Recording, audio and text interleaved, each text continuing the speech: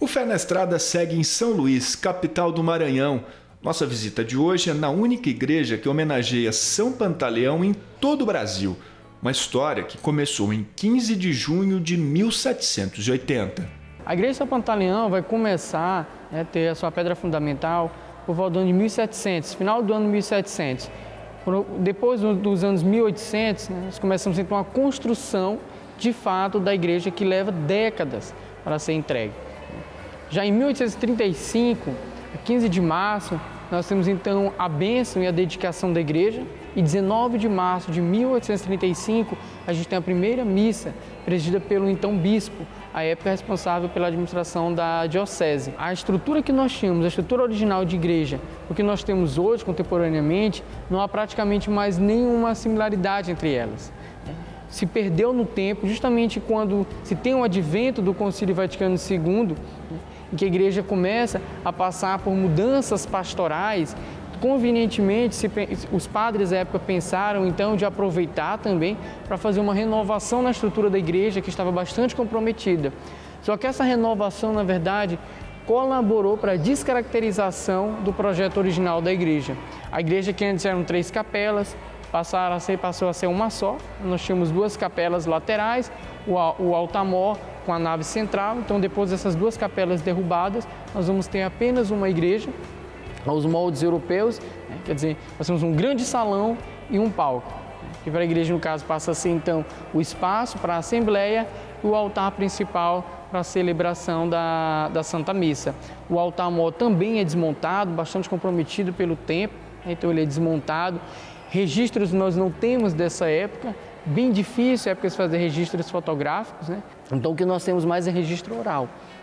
Aquilo que as pessoas contam, que a gente tenta remontar no imaginário o que foi a igreja de São Pantaleão um dia na sua construção original. Além de São Pantaleão, São José também tem uma presença marcante por aqui. A igreja, quando nasce, ela nasce para ser São José da cidade. Era uma ideia que fosse um copadroeiro, né, da capital ao lado de Nossa Senhora. São José, Nossa Senhora da Vitória, que é a padroeira da cidade, né? Então se pensou então São José da cidade. Só que o que acontece? Os 2 construtores à época, Pedro da Cunha e Pantaleão Rodrigues, Pedro então falece, Pantaleão continua só com o projeto da igreja auxiliado pelo seu filho Manuel. O que pensam então? Os recursos ficam mais escassos, passam a um acordo com a Santa Casa de Misericórdia. O que propõe a Santa Casa de Misericórdia? A gente abraça, dá continuidade ao projeto de construção da igreja, mas o santo passará a invocação de São José da Misericórdia. Então nós temos o santo, né? Mas a invocação dele é São José da Misericórdia. Mas aí Pantaleão faz uma proposta. Tudo bem, pode ser São José da Misericórdia, mas eu vou querer que venha um santo de igual nome para a igreja. Aí vem então a imagem de São Pantaleão. A igreja então passa a ter devoção a São José e a São Pantaleão. Mais tarde, quando criada a paróquia, o bispo diz reconhecimento à devoção que já havia alargada a São Pantaleão, ele então cria a paróquia São José e São Pantaleão.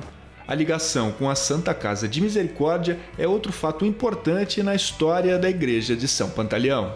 Parte da sua história vem de lá, nos primórdios dela, passa então a administração da Santa Casa, São José da cidade, agora São José da Misericórdia, então é algo que fica para a história.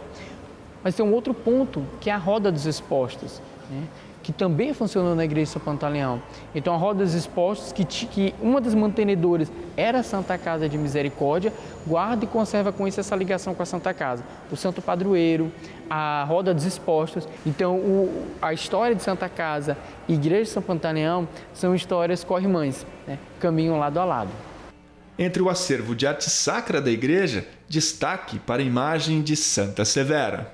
Quando a igreja de São Tiago Maior, uma igreja vizinha, a igreja de São Pantaleão, ela cai, o que se pensa? Vamos pegar essas imagens e vamos levar para as igrejas mais próximas. A grande maioria dessas imagens vieram para a igreja de São Pantaleão. As imagens também daqui, né, foram para outras igrejas.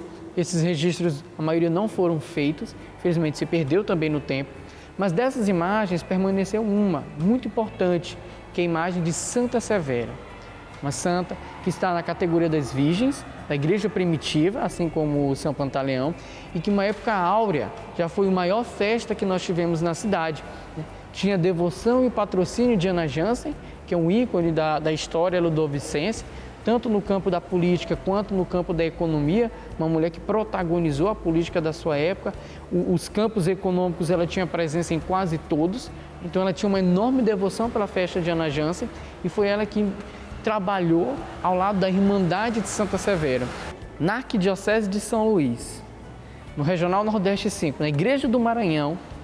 Nós só temos Santa Severa e São Pantaleão aqui. Eu poderia dizer mais, poderia expandir isso para o Nordeste, eu poderia expandir isso para o Brasil, porque paróquia dedicada a São Pantaleão no Brasil, só em São Luís do Maranhão.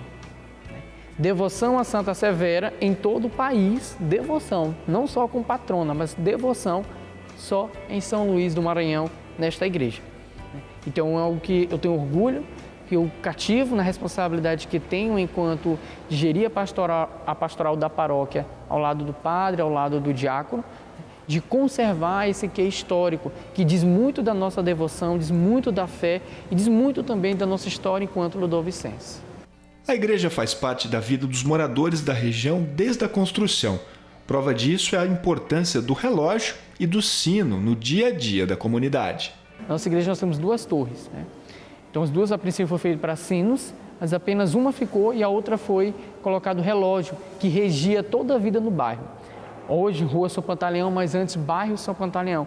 Todo o bairro era regido por uma das torres, que era a Torre do Relógio, que dizia a hora, entrada e saída dos empregados, o momento que as pessoas se recolhiam para as orações, para voltar para casa, os horários de missa. O relógio da Igreja São Pantaleão regia a vida dos moradores do bairro São Pantaleão.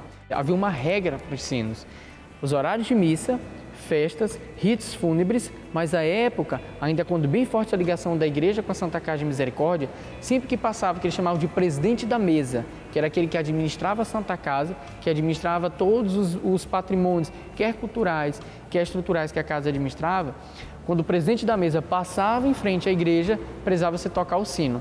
E tinha um toque especial para o sino, então quando se tocava, aquele repique, já se sabia que o presidente da mesa estava passando pela igreja. Já se sabia que alguém da comunidade havia falecido, já sabia que alguém da comunidade estava causando, alguém da comunidade estava sendo batizado, uma missa importante estava sendo celebrada. Uma personagem importante por aqui é a Dona Antônia. São décadas de participação e dedicação à vida paroquial. Se tem uma festa, eu estou metida no meio. Os padres que chegam, eu brinco com eles, eu tenho aquela liberdade com eles e me dão plena liberdade. Quando eu sento ali, que eu venho para a missa e passo no banco, bença Antônio, bença vovó, bença mãe, isso para mim é uma felicidade, ouviu? Saber que eu compartilhei da vida daquela pessoa e compartilho ainda. Quando está com criança, está correndo, está tudo, eu brinco, vem cá meu filho, vem cá meu amor, senta aqui perto de mim. Aí eu fico brincando tudinho com ele. Daqui a pouco eu me sinto criança, tanto que as crianças são agarradas comigo. Um jovem eu conto anedota, eu ouço anedota, eles vêm, eu tenho uma namorada, me apresento, e isso aí é uma felicidade para mim. Com as idosas, a mesma coisa, chego, brinco, conto uma anedota, aí nós vamos passando de felicidade em nome de Jesus. O Paulo também tem uma longa história por aqui, o que faz da igreja parte importante da vida dele. Vim para cá para a pia batismal, ainda bem cedo, da pia batismal para as missas, para aquilo tudo. Eu observava que era uma igreja que de fato estava sob o cuidado dos mais antigos, dos mais velhos. Quando eu passo a conviver e aprendo com eles o cuidado, a história, o zelo, a responsabilidade com a vida litúrgica, com aquilo que eles chamam de alma da comunidade.